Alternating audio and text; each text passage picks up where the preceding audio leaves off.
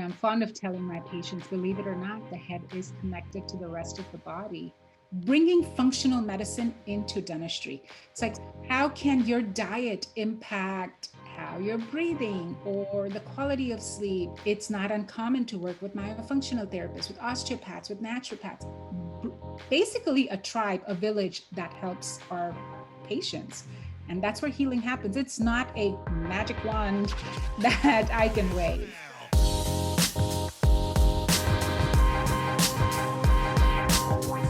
Hey everybody, what's up? Welcome to Go Live. This is episode number 35 with the wonderful Dr. Meghna Dassani. Hi Meghna, how are you? Good. How are you doing? Gosh, it's so good to see you. I know. Thanks so much for doing this. I was really looking forward to having you on. Thank you for having me. Yeah. I know, gosh, we all have busy weeks right now. Hey everybody, what's up? And there's Welcome a lot. to Go Live. This is episode number 35 with the There we wonderful Facebook just like it went live and it opened up another window and it starts playing. I'm like, what is happening? That's funny. Oh man, it's like as much as I use technology, you think I'd be a super pro at it, and it's just still, sneaks up. Something has to happen to surprise you. Well, hey, thanks so much for being here. I was really looking forward to getting caught up with you because I feel like you are just the queen of all things Airway, and which is a topic that I love talking about a ton. And you have so many things going on. But first, how was your week? My week was good. Like I said, there's two sides to each coin. On one end, I was like, it was mad. The whole world is going mad. But then on the other side, there's so much to be thankful for. Yeah. So it was good. All in all, it was good. Yeah, it's funny. I actually started these like right after shutdown last year, in April, because, well, it was like we couldn't do anything. So it was like, let's just all jump on. But I think just that, like that current situation status of the world, like what's going on? How are you handling it? How are you helping clients through it? And it still seems to be a recurring topic because we never, we kind of get this like light at the end of the tunnel, and then then numbers go up. It's just been still a roller coaster. It is a roller coaster. That's the best way to describe it. You never know what's around the corner, but like I was telling my girls the other day, as long as everybody is safe and healthy, let's focus on that. Let's focus on the blessings as opposed to what could or what is possibly going wrong. That's all we do. I know. Yeah. Life has just had to move forward. I was telling you about a trip we have coming up 6 months ago. I was like, yeah, let's pull the trigger. Now it's like things are getting kind of weird, but it's just, you just got to figure it out. So tell me how you've kind of gotten into this airway space, and I respect you a ton. We're going to talk about your book and everything that you're doing. How did this whole journey with you kind of start into airway health? So it started like anything that becomes a passion for anybody, with a personal loss. As a newlywed, so I think a lot of people know this too. I was born and raised in Mumbai, India. Went to dental school there, actually had a practice for 6 years before I met my husband, and he was here and I moved here. To be able to practice here, foreign trained dentists have to go back to school. At that time, 18 years ago, it was what was called as the advanced standing program. And the schools that allowed us to do that, we could do it in a couple of years instead of going through the whole program. But I had to take my national boards before, do all my entrance exams, all of that. So I remember this. I was studying for my national boards to be able to apply to schools. And my husband worked 45 minutes away from home. He'd left for work. It was early in the morning, 5:30. And all those years ago, there was no FaceTime, no WhatsApp. The only way to communicate was calling cards. And we had a set day and time. Sunday morning, 10 a.m. is when we would speak to both sets of parents because our families were back home. So you knew that if the phone rang and it was home calling, it was typically not good news. Yeah. And that's what happened. My mom called to let us know that we'd lost my father-in-law. He was 56. Oh, man. And healthy individual. He wasn't overweight, no comorbidities that we knew of, wasn't on any medication, ate healthy, exercised, did the right things. Well, we were headed home, and I remember sitting next to my husband on the flight home, and I was a hot mess. I was crying, I'm thinking of, oh, we didn't have any kids then. My kids are never going to know this grandpa, all of those things that go through your mind. And he's just sitting there, just stoic, strong. And I remember turning to him and saying, you have to show some emotion. This is not healthy for you. Yeah. And he just turned to me. I still get goosebumps when I talk about it. He turns to me and he shrugged his shoulders and he said, all the men in my family have died at 56. So he'd lost his grandfather at that age. He'd lost an uncle at that age, and now his dad. And I guess at some point or some subconscious level, that was what they believed. Yeah. And the story that had been told was, it's genetic. And I'm going, surely that's not true. Even 20 years ago, I knew this. And all I said was, you know what, let's just get home, let's get to the family, and we will figure this out. In our culture, in the Indian culture, our mourning rituals last for 13 days. So while the family did what they needed to do, I gathered everything I could find with his medical records and went and met the doctors that he had seen, the last, whatever names I could find, information. Consistently, the answer I got was sleep apnea. Okay. Now, all those years ago, I know he didn't have a CPAP. I don't know if they even understood the importance of it. For sure, I know that oral appliances weren't an option, at least back home at that time, 20 years ago. So at that point, the only thought in my head was, I never want to have this happen again with my family. What can I do? I knew there was something that we could do, but what? I needed to make sure I got educated on that, to a point where I was like, I'm selfish. I don't ever want this to happen. I don't want to lose a family member. Of course, we came home. I had all this in my head, and I got into dental school. Once I graduated, had my girls, that was always in the back of my head. The day I bought my practice 10 years ago now, that was one of the first CE I took. Anytime I heard the word sleep, I would be there. So it was just chasing down rabbit holes. It's like, where is this going to lead? What is this going to teach me? And that's how I got into sleep, just wanting to help my family. But then I realized when I got into the practice and started to help patients and have these conversations with patients, with my team, that there's so many people that don't know that there are options, that don't understand how important this is. And one of the first people, or as I say, my family grew, right? My office manager, who's been with me since day one, 10 years now, was her dad. He had a CPAP that sat in the garage. You come to my office, that still sits. We still have that CPAP. He brought it to me like layers of dust and all. It's like, here, you can have this. Oh my goodness. But that's our journey, like how we got into it and why it turned into such a passion. Yeah. Did you know that there was going to be like you would be able to bring that, make that such an integral part of your practice and your profession? Or because at the time, like 10 years ago, was that still kind of like, yeah, it was still something that was very much on the fringe. We didn't know as much as even now, there's still so much coming out. Yeah. Honestly, like I say now, earlier I used to be like, I'm embarrassed to say this, but it is the truth. My only focus was my family at that time, but then that family grew. And now it's people from all across the world. Who can we help? Yeah. But it's been an amazing ride to see how much it has grown, not just in the practice, but even the field of how dentistry is able to help our patients with sleep. Yeah, I feel like from an outside perspective, I've been around it 19 years now. And I feel like in the last really like 5 to 10 though, it's, I mean, 10 years ago, it was like, I felt like people started talking about it. 5 years ago, it's been just really escalated, which is amazing. I love a line you have on your website. It says healing families. Where did that come from? I mean, tell me about that. Because I love that there's like the conversation of technical, like clinical, like airway and sleep. But then I love like that statement because it just puts it into perspective. Right. I'm fond of telling my patients, believe it or not, the head is connected to the rest of the body. And it's not just dentistry and what we can do with, periodontal health and how all of that impacts your body, but your airway. And us as dental professionals having that solution, a dental solution to what is very much a medical problem.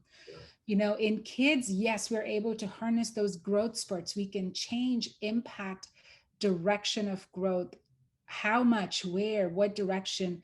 And in adults too, different modalities to help them heal, sleep better, breathe better, but also being able to tie in the whole concept of um, like bringing functional medicine into dentistry. It's like, how can your diet impact how you're breathing or the quality of sleep or how you feel? So conversations in our practice look very much like, yes, we need to breathe, but let's address your allergies. Food, how can that impact how you're feeling? It's not uncommon to work with myofunctional therapists, with osteopaths, with naturopaths, basically a tribe, a village that helps our patients.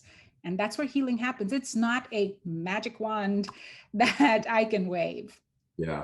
I also love that too, because airway issues, they affect the entire family. And whether it's a spouse partner that you're sleeping with, whether it's a child, and my daughter has been a mouth breather for a long time. And we notice her just waking up tired and irritable and cranky. And, now she's wearing an appliance that helps keep her mouth shut. And, it took a little bit, but it's like now, like she's waking up with much more energy and refreshed. And, but as a family, Only person. yeah. But as a family, when a young child wakes up and they're not happy, like, man, that affects the entire family. Yes. So, healing families was such a great line. You've written multiple books along the way. I knew of the recent one, but you've written two others before that. Yes. What made you want to become an author and jump into that space? So the very first one, Healthy Sleep Happy Kids, was literally when it started with parents asking, do you have something I can read at home? And it wasn't meant to be a big tome of knowledge.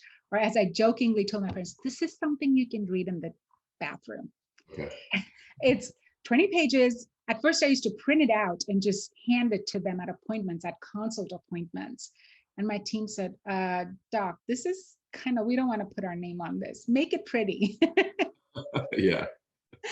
It kind of briefly touched upon what parents are looking for. And as I started to have more questions and more just people needing more information, wanting to learn more. And that's where this last book, Airway Life, came from. When I started to write it, I started with the intention of being a resource for docs. I got halfway through the book and I was like, you know what? I don't think this is who I want this for. I really want a more in-depth, detailed resource for parents, for a spouse, for educators, whoever's looking for answers and doesn't know either one, what it means or who they should see or what they should be even doing, should they even be doing anything about it. And that's why Airway Life was born. Hopefully for the summit, I'll have my doctor resource book ready, working on it. But it's just wanting to give people answers if you're looking for answers. And I didn't find any tools to guide them towards. Yeah. I've got your recent book here, Airway Life, which is fantastic. And people can pick this up on Amazon if they want, right? Yes.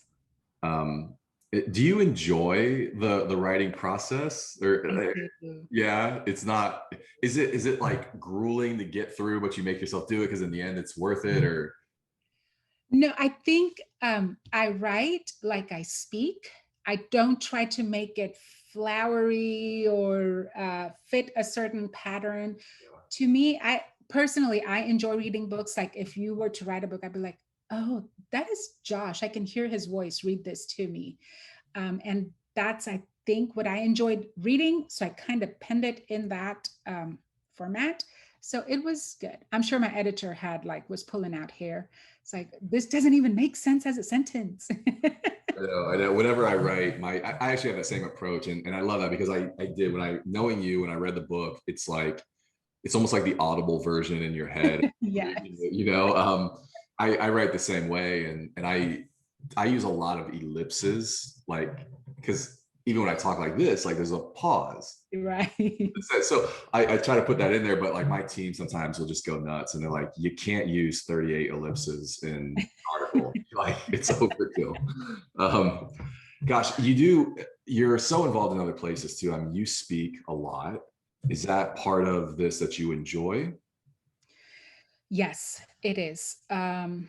Again, speaking is my way of helping docs get to being able to help their patients at the end of the day, because the way I look at it is I can help 100 patients, but if I can have 10 docs on the same page, that's exponential how many patients we're helping.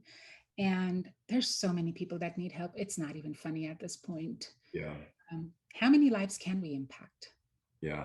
What do you think the biggest obstacle is with doctors? Is it just kind of exposure to like what's happening? Is it actually the integration into their practices? Where do you see the biggest? It is, I think, the implementation. And the only reason I say this is because I know that's what I struggled with. And my team struggled with when we got trained, because it's like learning to speak a whole different language and integrating this with dentistry, because you take a class, you get trained, excuse me, you get trained on sleep and you come back all motivated because you know the importance of what you're trying to do for your patients. But then broken teeth and buccal fit fillings and patients that are unhappy or a case that doesn't fit right, life goes on in the practice. And it's so easy to say, I'll get to this next month. I'll get to this next week. Throw in team members that don't know what you're talking about. Throw in medical billing. It's like the what, who, the AHI, the what? And nobody, like, it's easier to let it go. Yeah. So I find that is the implementation and getting team on board, getting them trained and in that same groove with you is where most docs struggle the most. Yeah, my perspective is what I've seen probably like 5 years ago. I would have a client that would go to a course, come back, hey Josh, we want to start marketing sleep. Like, so let's build out a landing page. Let's, get education. Let's do a video about it. Now my question to them, and then what I would see is like 2 years later, I'd come back and they're not doing anything with it. And it's always a team breakdown. And now when a doctor or client says that to me, usually I start the conversation by, I just want to tell you that if you can integrate this with your team, that's going to be a much better marketing play than like marketing it on Google or building a landing page with it, because they will talk about it and you'll get way more than just like an external, here it is. How do you what are some tips though that they can, if they go to a course, get all hyped up about it, yes, we're going to change lives, how do you bring that back and implement it? Having regular team meetings, updates, trainings, whatever you want to call it, is key. Making sure, because we're used to talking dental with patients, with each other. That's all day, every day. Now, suddenly you have to bring in this conversation. We forget that patients have not heard this from us in the past 10 years of us doing dentistry. They're like, and wait, what is this again? Why are you talking about this? So do you sell this? Like, what is it? So being able to educate our patients, but again, keeping our team on top of this, giving them the verbiage. So I tell docs, you talk about it more. Go in and have this conversation with every single patient. Then the team picks up on your verbiage. My team, it's a joke. It's like I can move my mouth and my team will talk and the same words will come out. It's because, we all have our spiel that we have, right, for certain things. I think that is key. Giving the team the tools. It's like, what kind of questions do we want to ask? Let's identify patients. When you're looking at medical history at your morning huddle, oh, this patient is on 2 medications for blood pressure and they also have diabetes. Let's see if this is, let's connect the dots for them. Stuff like that, making sure the team knows what to ask to be able to open those conversations with the patients. Yeah. You've got your GP practice, Dassani Dentistry, right? But then I also noticed You've got, do you have the sleep side of it set up differently? Is that Sleep Houston? Is that a separate entity? How does that all work? It's part of the practice. Sleep Houston is just the branding. So when I have to, when we market, we don't really do much anymore. But our sleep landing page, anything sleep is Sleep Houston. But it's all under the big umbrella of Dassani Dentistry. Gotcha. Okay, cool. What advice, like if GPs are sitting here watching this, or they've been thinking about the airway space, or they're kind of like, all right, there's been so much, let me take a look and get into it. What advice do you have just with them stepping into that? Invest in your team.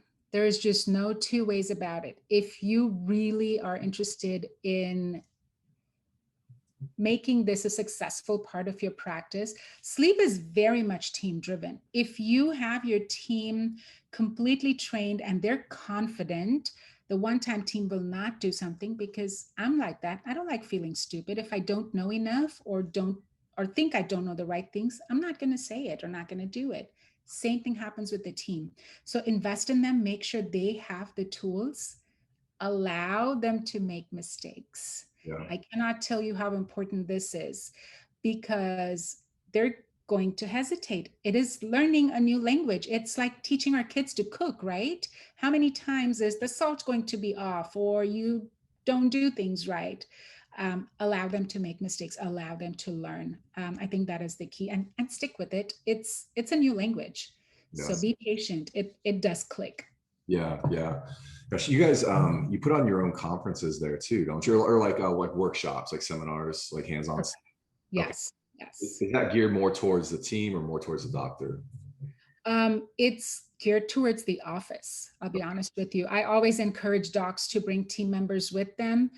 And I understand it may not be feasible for every office. I tell docs, bring your front office rock star, bring your back office rock star. They're the ones that'll help you integrate everything. Most docs typically bring their entire team, because by the time they get to me, they've realized what they're missing, or they understand that this is important to them. Yeah.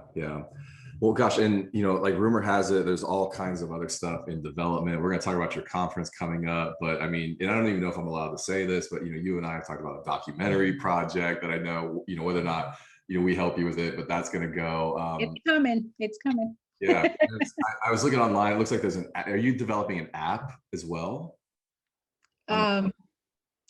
Appliance. Okay. Yeah, app is on the radar, but I think it's on the bookshelf for now. You know what bookshelf I'm talking about? Yeah, gosh, it's just like you have so much going on out of all those. I mean, you're practicing, you're writing, you're speaking, doing courses, and you got these development projects. What's your favorite right now? Honestly, patient care and education. So I thrive on one-on-one interactions, not just with my patients, but even the docs that I train. If I could just do that all my life, you would never see me. Nice. Well, you decided to start a conference this year.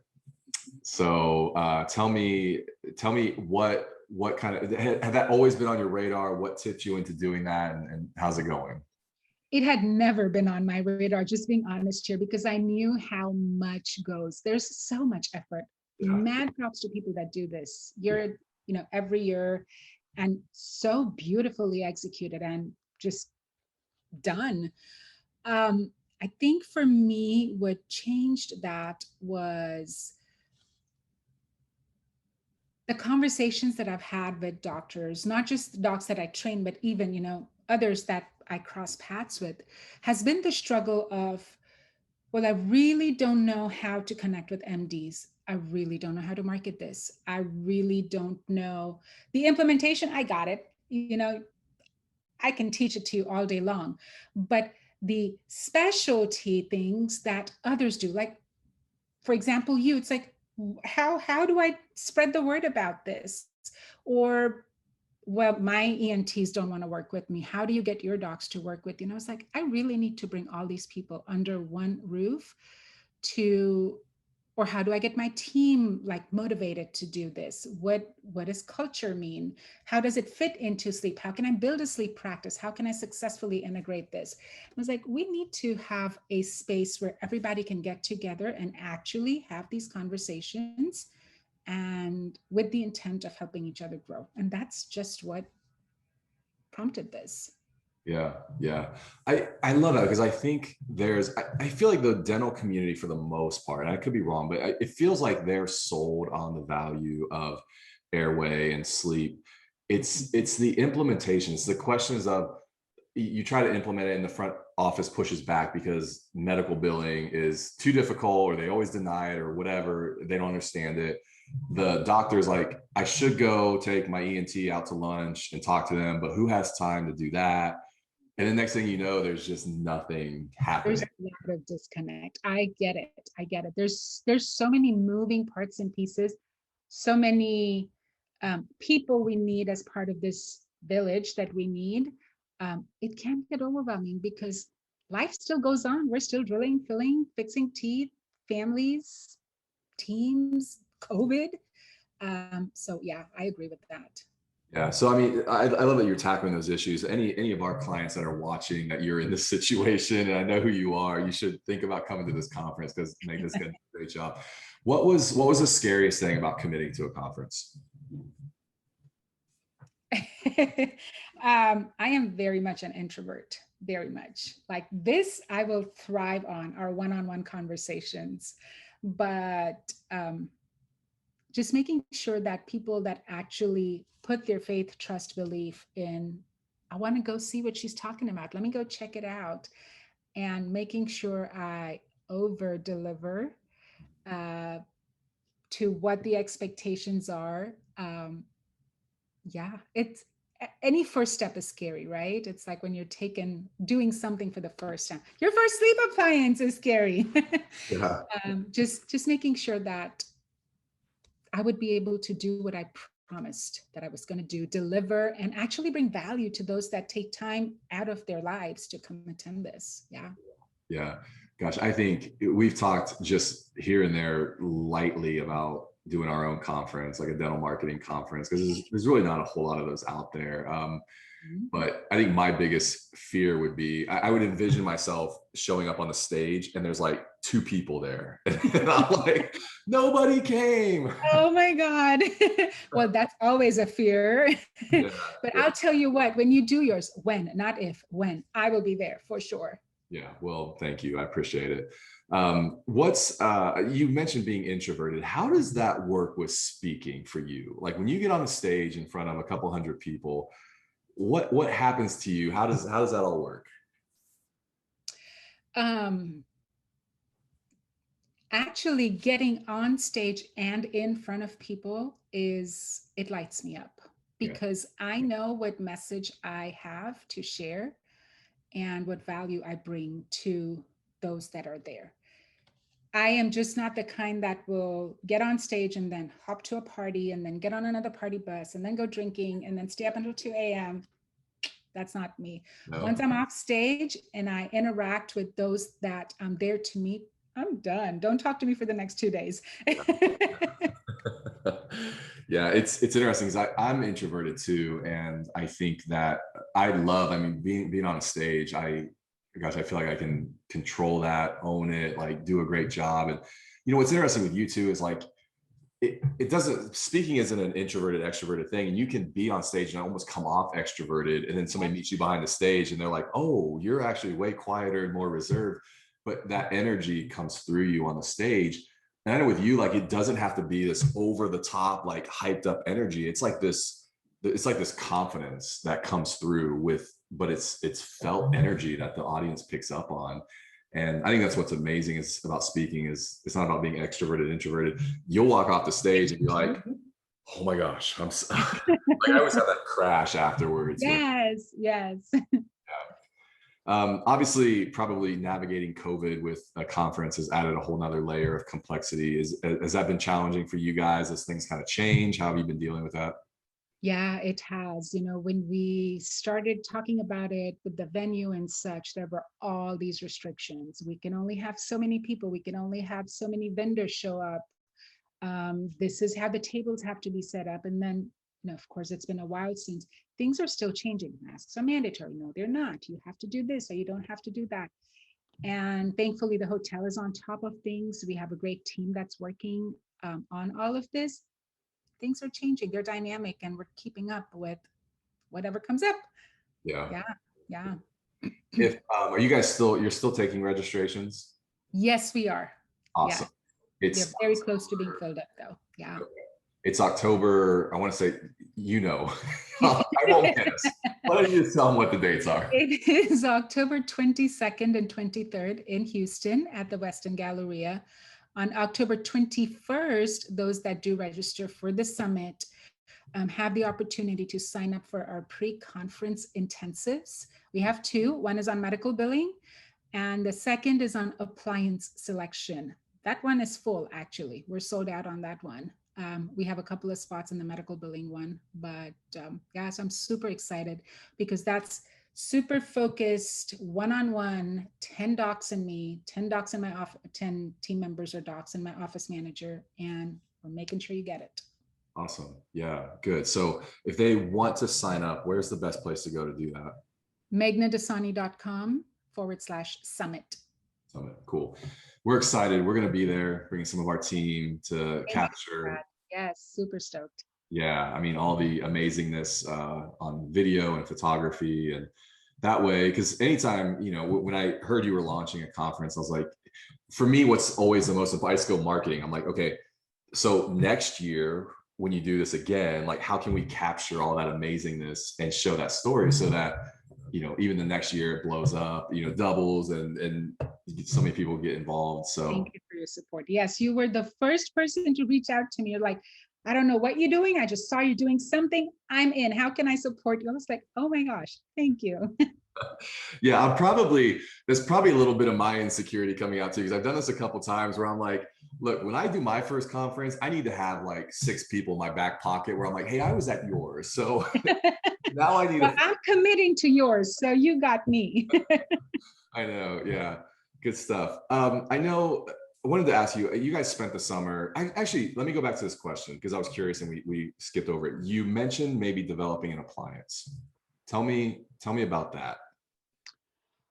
So I currently have a patent on an appliance for kids. Yeah. We're still it's been an interesting journey getting it out to docs.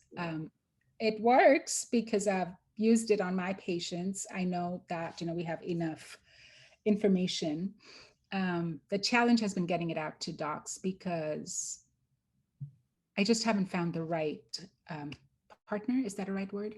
Yeah. To be able to produce, develop to where I can roll it out. So there have been some interesting developments to that. I'm super excited about that. Also have a second appliance that I'm working on. It's so funny, you do things because you want to help people you love, and it comes from me trying to create something for someone you and I love very much, that I'm trying to get a solution to. So stay tuned for that. But yeah, there's a lot of progress happening.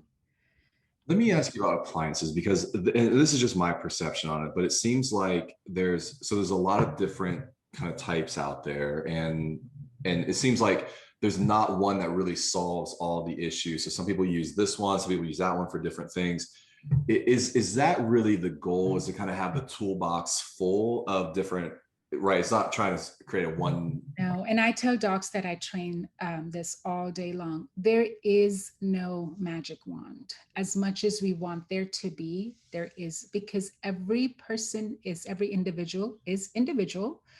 What their body, their jaw looks like, what their needs are, clinical conditions is all different. If I take a one size fits all and put it in my next 10 patients, I'm doing them a disservice, because this is not cookie cutter. Humans aren't cookie cutter. We want to have what needs a hammer, a screwdriver isn't going to help, or vice versa. So we want to have different options, and the knowledge and the education and the understanding as to what does this patient need and how is it going to serve them? Or if I give them A versus B, am I probably making things worse or switching out one problem for another? Where am I? What is my give and take in this? Yeah, I think those are such interesting, and this is just probably my personal journey on it as well of the last 4 to 5 years, just that typical like 40-year-old male, just all of a sudden, like, I am tired all the time and, getting diagnosed with sleep apnea and having an appliance and then just talking to doctors along the way. And that classic go to one seminar conference, implement one solution, and me starting to have conversations like that may not be the best, like that's not the end all, is go to a conference, one appliance and apply it. Have you even like this kind of, there's a whole big push even here with like palatal expanders with adults, like what are your thoughts on those? Do you implement that at all? I do. I am trained. Again, like I said, it is a tool in our tool belt. Utilize it for the right patients that need it. There's so many other things that have to be taken into consideration. So same thing. It's just who is a good candidate for it? Yeah. Do I know how to deal with what can possibly go wrong? That is big. I can give anybody any kind of appliance, but do I know what to do if things go wrong? Yeah, yeah. Because obviously, like what you said with the give and take, with a palatal expander, now you're creating space. Now you're dealing with occlusion issues, right? So it's like that's a step one, but now it's going to create other problems that now you're going to have to deal with as well. Correct. Yeah, yeah. I love the space. I probably am talking about it like I know this much, but I really love it. Oh, you know quite a lot. You know that. I know this summer you took your family to Puerto Rico for a little bit of time. Why Puerto Rico, and tell me a little bit about that. We're huge on traveling. We're always looking for places to visit that we've never visited before. We did 2 weeks in Europe last year. Typically, summer break is 2 weeks and Christmas break is 2 weeks. That is sacred family time. My team knows it's blocked off. And just with all the restrictions, we really couldn't do international travel. But yet we wanted to get away. I have been playing with the thought of how or what can I do yes, obviously I can't practice dentistry, but do other things like, training my docs or stuff like that while I'm traveling with my kids. I have a 16-year-old now who will be off to college, they're gone before we know it. What or how can I do things to be able to spend as much time as I can with them? So the 2 weeks in Puerto Rico was good. We're like beach babies, all of us. We'll show me the water and we're there. It was good. Different culture, very slow, easygoing lifestyle. And the downtime, we needed it. We did after last year. What was a highlight or two from that trip? Honestly, I think it's just the amount of family time we got. Like we literally drove across the island. We went to like the most remote beaches and we were beach bums. Yeah. That was amazing. Yeah. Joanna and I think we went for our 20th anniversary just for like 4 or 5 nights, and probably one of the most secluded feeling beaches I'd ever been on. There's just hardly anybody there. It was beautiful. And yeah, we had a great time. Yes. We're into the second half of 2021. We've got about 4 months left. What are you most looking forward to by the end of the year? There's a lot actually that's coming up. We have the summit coming up. We'll have our new online group, the coaching group that'll be starting in November. We have a wait list of about 40 docs. Those always get me super excited. It's like we have all these docs that are ready to take charge and just do things. I've stopped waiting for things to go back to normal with the practice. I take each day as it comes. So I really don't focus too much on that. And the only other thing I'm looking forward to is seeing my parents. I haven't seen them in about 2.5 years now. They live in India. They haven't been able to travel. So now with things opening up, I'm hoping I get to see them. Yeah, good stuff.